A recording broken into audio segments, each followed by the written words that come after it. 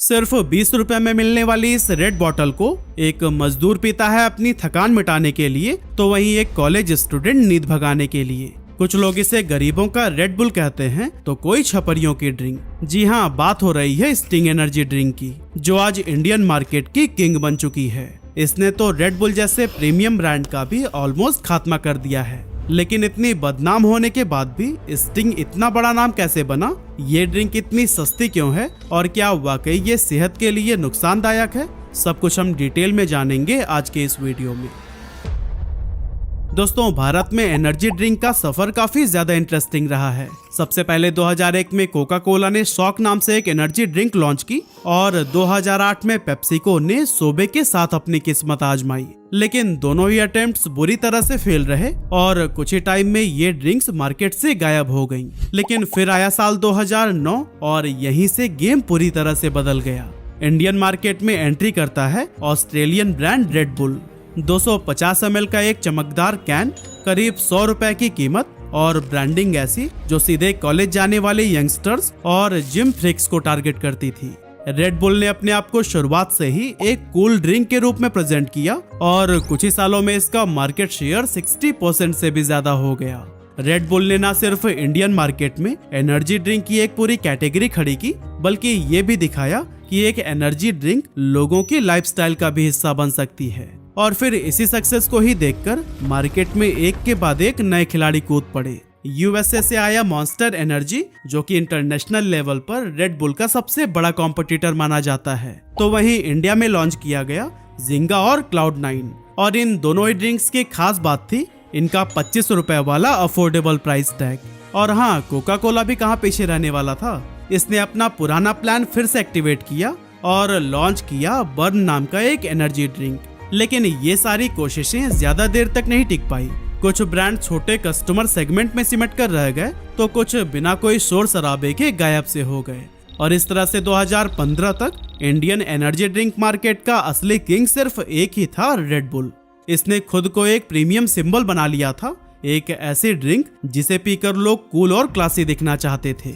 लेकिन दोस्तों, एक तरफ जहां रेड बुल का एम्पायर एक्सपैंड कर रहा था, वहीं दूसरी तरफ पेप्सिको के लिए हालात बुरे होते जा रहे थे।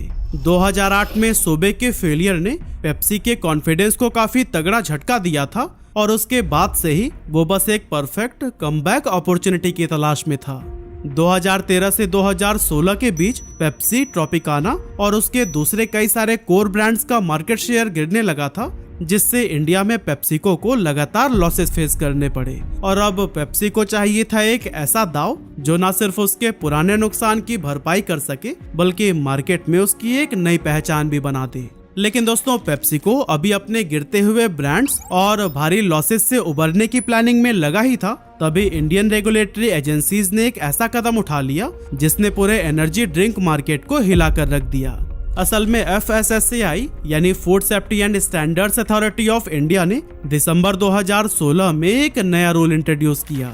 अब किसी भी एनर्जी ड्रिंक में कैफीन की लिमिट 300 mg पर लीटर से ज्यादा नहीं हो सकती। और फिर इसके बाद 1 जुलाई 2017 को एक और सख्त रूल लागू हुआ कि अब हर बोतल या कैन पर यह क्लियरली लिखना पड़ेगा कि 500 ml से ज्यादा कंजप्शन हेल्थ के लिए हार्मफुल है। इन सख्त नियमों के चलते कुछ एनर्जी ड्रिंक जिनमें हानिकारक इंग्रेडिएंट्स इस्तेमाल किए जा रहे थे, उन पर बैन लग गया और भारत की एनर्जी ड्रिंक मार्केट में एक खाली स्पेस बन गया। पेप्सिको ने भी ये मौका देखा और ये डिसाइड किया कि वो इसी गैप को ही फिल करेंगे। यही सोचकर 2017 में उन्होंने स्टिंग नाम की एक एनर्जी ड्रिंक इंडियन मार्केट में लॉन्च कर दी। इंटरेस्टिंग बात ये थी कि स्टिंग पेप्सिको का अपना ब्रांड नहीं था। असल में इस एनर्जी ड्रिंक की शुरुआत रॉकस्टार नाम की एक अमेरिकन कंपनी ने की थी। रॉकस्टार ने स्टिंग को पहले टेस्ट किया था साउथ ईस्ट एशिया के 2 देशों में, फिलीपींस और वियतनाम, क्योंकि वहां की मार्केट में वैल्यू फॉर मनी प्रोडक्ट्स की बहुत डिमांड थी और इसीलिए उन देशों में स्टिंग काफी सफल भी रही। पेप्सिको ने देखा कि इंडियन मार्केट भी फिलीपींस और वियतनाम से काफी मिलती जुलती है, इसीलिए उन्होंने वही स्ट्रैटेजी अपनाते हुए स्टिंग को खरीद लिया और उसे इंडिया में लेकर आए। इंडिया में स्टिंग का लॉन्च सीधा एक ही टारगेट के साथ किया गया था और वो था रेड बुल के मार्केट शेयर को हथियाना। इसीलिए जब स्टिंग लॉन्च हुई तो फिर वो आई रेड बुल जैसे ही 250 ml की कैन में, लेकिन प्राइस था एग्जैक्टली आधा, यानी सिर्फ 50 रुपए।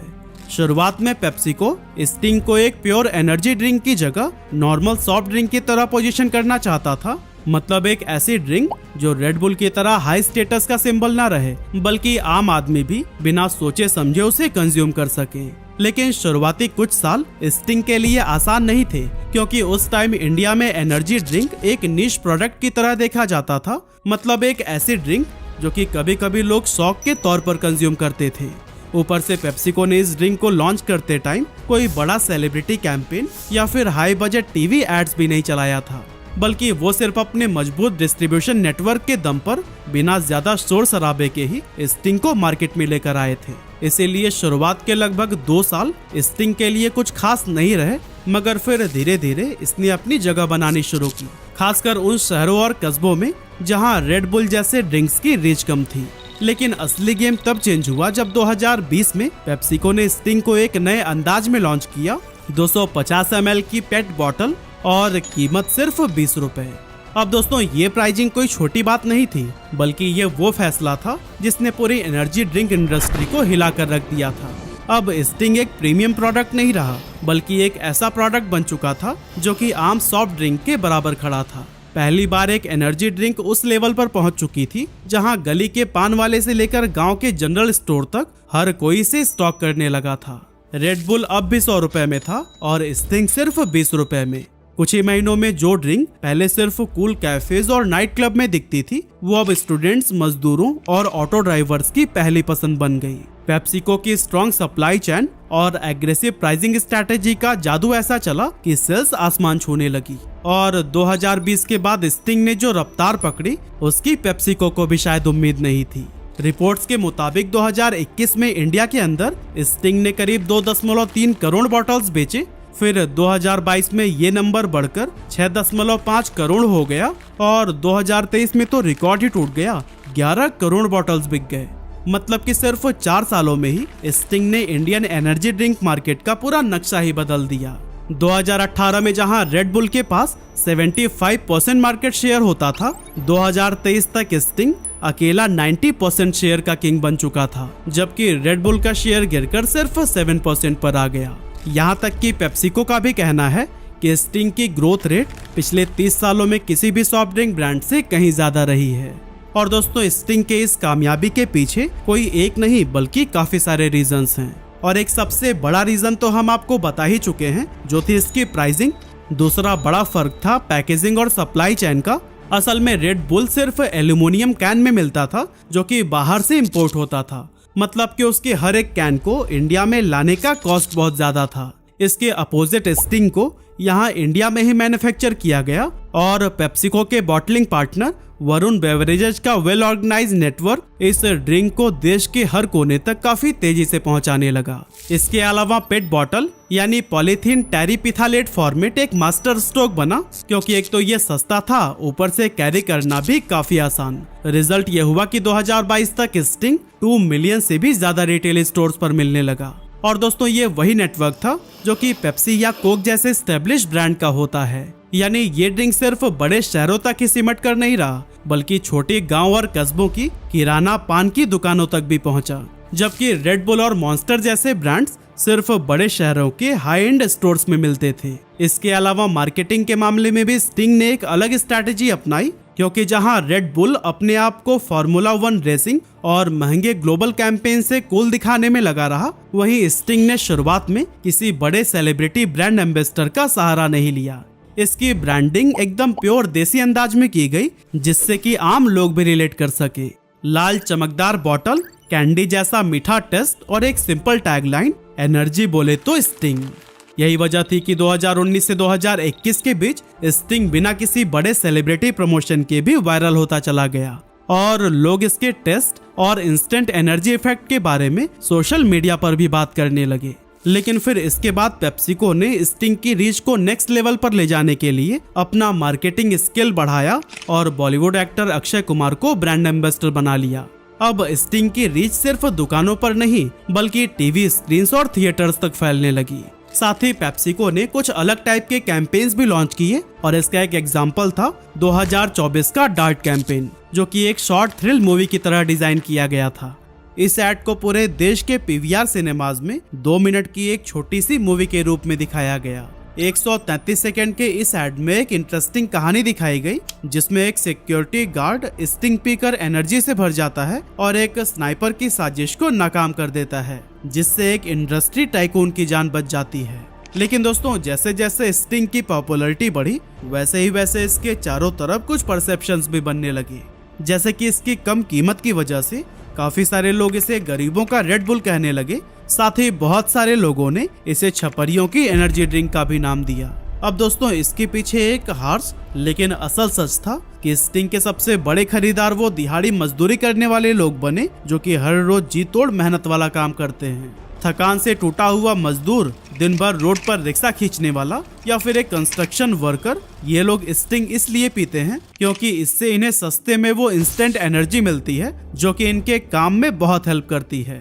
लेकिन फिर दोस्तों, इसके बाद से पढ़े लिखे तबके के बहुत सारे शहरी लोग अब स्टिंग पीने में शर्म महसूस करने लगे। सोचिए, एक ड्रिंक जो एनर्जी के लिए बनी थी, उसे क्लास और सोशल इमेज के तराजू में तौला जाने लगा। लेकिन सच्चाई ये भी है कि इंडिया की मेजॉरिटी पॉपुलेशन उन्हीं लोगों से ही बनी है जो कि स्टिंग को रोज कंज्यूम करते हैं, बिना किसी ब्रांड परसेप्शन के, सिर्फ अपनी जिंदगी की थकान मिटाने के लिए। और यही वजह है कि इन सोशल स्टीरियोटाइप के बावजूद स्टिंग की ग्रोथ कभी नहीं रुकी। इसके अलावा बहुत सारे लोगों के मन में स्टिंग को लेकर कुछ हेल्थ कॉन्सर्न्स भी हैं और लोग इसे लाल रंग वाला जहर, लत लगाने वाला नशा और ना जाने क्या क्या कहते हैं। पर इन सभी बातों के पीछे सच्चाई क्या है? क्या स्टिंग वाकई दूसरे एनर्जी ड्रिंक से ज्यादा नुकसानदायक है? आइए इसको समझने की कोशिश करते हैं। वैसे आगे बढ़ने से पहले मैं आपको एक डिस्क्लेमर देना चाहता हूं कि जो भी इंफॉर्मेशन मैं आपको शेयर करने वाला हूं, वो पूरी तरह इंटरनेट पर की गई रिसर्च पर बेस्ड है और मैं किसी भी ड्रिंक को पीने के लिए आपको प्रमोट या इनकरेज नहीं कर रहा हूं। सबसे पहले बात करते हैं स्टिंग के लाल रंग की, जिसके चलते लोग इसकी तुलना जहर से कर देते हैं। लेकिन हकीकत ये है कि इसका ये चटक लाल रंग एलुरा रेड एसी जैसे फूड कलर से आता है, जो कि भारत में FSSAI अप्रूव्ड है। हाँ, ज्यादा मात्रा में ये भी शरीर पर बुरा असर डाल सकता है, लेकिन वो तब होगा जब आप लंबे समय तक हर रोज 2-3 बॉटल्स पी रहे हों। इसके अलावा स्टिंग के लिए लोगों में एक परसेप्शन ये भी बहुत कॉमन है कि इससे दिल कमजोर होता है और हार्ट अटैक हो सकता है, क्योंकि कुछ लोगों को स्टिंग पीने के बाद से हार्ट रेट बढ़ने की प्रॉब्लम होती है। लेकिन असल हकीकत यह है कि ऐसा कैफीन की वजह से होता है, जो कि हर एनर्जी ड्रिंक का एक कॉमन इंग्रेडिएंट है। मतलब कैफीन सिर्फ स्टिंग में नहीं, बल्कि बाजार में मिलने वाली हर एनर्जी ड्रिंक में होता है। और इससे हार्ट रेट भी सबका नहीं बढ़ता, बल्कि सिर्फ उन लोगों का बढ़ता है जो पहले से हार्ट पेशेंट हैं या फिर जिन्हें एंजाइटी की दिक्कत है। अगर स्टिंग की बात करें तो उसकी एक 250 ml की बोतल में लगभग 72 mg कैफीन होता है और ये क्वांटिटी एक नॉर्मल कप कॉफी से लगभग 1.5 गुना ज्यादा है। इसी तरह से रेड बुल के 250 ml के कैन में करीब 80 mg कैफीन होता है। मतलब कैफीन के मामले में स्टिंग और red bull almost same level पर हैं। लेकिन बात जब चीनी की होती है तो यहाँ पर एक बड़ा डिफरेंस सामने आता है। स्टिंग में 6.8 ग्राम पर 100 ml चीनी होती है, जबकि रेड बुल में ये क्वांटिटी 11 ग्राम पर 100 ml तक पहुंच जाती है। यानी सर्विंग साइज के हिसाब से स्टिंग में दूसरे पॉपुलर एनर्जी ड्रिंक से कम शुगर है। और रही बात लत लगने की, तो ऐसा शुगर और कैफीन के मिक्सचर की वजह से होता है। असल में स्टिंग पीने के बाद लोगों को शॉर्ट टर्म के लिए एनर्जी का एक बूस्ट मिलता है, जिससे उन्हें एक गुड फीलिंग आती है। और इसी फीलिंग को ही बार बार महसूस करने के लिए लोग इसे रेगुलरली पीने लगते हैं। और दोस्तों, अगर स्टिंग या फिर किसी भी एनर्जी ड्रिंक का ओवर कंजप्शन किया जाए तो इसके बहुत सारे साइड इफेक्ट्स भी सामने आ सकते हैं, जैसे नींद उड़ जाना, हार्ट रेट का अचानक बढ़ जाना या फिर ब्लड प्रेशर का स्पाइक। और इसीलिए बच्चों और प्रेग्नेंट महिलाओं के लिए ये ड्रिंक साफ तौर पर मना किए गए हैं। लेकिन दोस्तों, अब सवाल उठता है कि आज के दौर पर स्टिंग खड़ा कहाँ है और इसका फ्यूचर क्या है। देखिए दोस्तों, 2024 की एक रिपोर्ट के मुताबिक इंडिया की एनर्जी ड्रिंक मार्केट 7800 करोड़ रुपए से ज्यादा की हो चुकी है और अनुमान है कि 2030 तक ये 16,000 करोड़ रुपए को भी क्रॉस कर जाएगी। और क्योंकि स्टिंग ही इस मार्केट का सबसे बड़ा प्लेयर है, इसीलिए आने वाले कुछ सालों में ये 1.5 से 2 गुना तक ग्रो कर सकता है। रेड बुल, जो एक टाइम पर भारत में एनर्जी ड्रिंक का दूसरा नाम माना जाता था, अब सेल्स और मार्केट शेयर की रेस में बहुत पीछे छूट गया है। वहीं दूसरी तरफ पेप्सिको की इस सक्सेस को देखकर कोका कोला ने भी 2022 में थम्स अप चार्ज नाम से 20 रुपए के प्राइस पर अपना एक एनर्जी ड्रिंक लॉन्च किया था ताकि मास मार्केट में अपने पैर जमा सके। लेकिन अभी भी वो सेल्स के मामले में स्टिंग से काफी पीछे है। और दोस्तों, पेप्सिको भी सिर्फ एक प्रोडक्ट लॉन्च करके ही नहीं रुक गया, बल्कि वो लगातार नए फ्लेवर्स भी ला रहा है। फिलहाल की अगर बात करें तो स्टिंग रेड के अलावा ब्लू करंट और गोल्ड नाइट फ्यूल, ये 2 फ्लेवर्स भी इंडियन मार्केट में अवेलेबल हैं। अब अंत में बस मैं यही कहना चाहता हूँ कि स्टिंग को लॉन्च करके पेप्सिको ने ये दिखा दिया कि अगर स्ट्रैटेजी सही हो तो भारत जैसी प्राइस सेंसिटिव मार्केट में भी पुराने से पुराने कॉम्पिटिटर्स को हराया जा सकता है। वैसे आप हमें कमेंट करके जरूर बताइएगा कि क्या आपने कभी ये ड्रिंक पी है, और अगर पी है तो इसका टेस्ट आपको कैसा लगा।